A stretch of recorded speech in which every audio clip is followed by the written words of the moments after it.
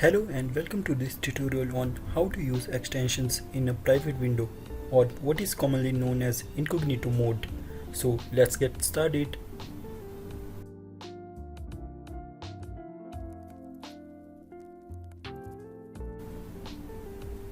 First step is open your preferred web browser. I'm using Brave browser.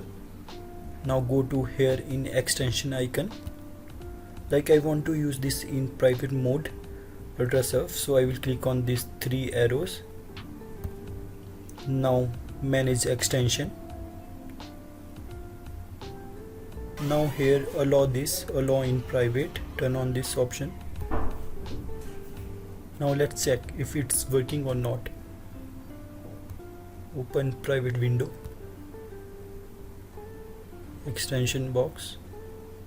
Yeah, as you can see, this is working now. You can use any of your extension in your private window without having to worry about your browsing history being saved. I hope you found this tutorial helpful. If you have any questions or suggestions, please leave them in the comments. Thank you.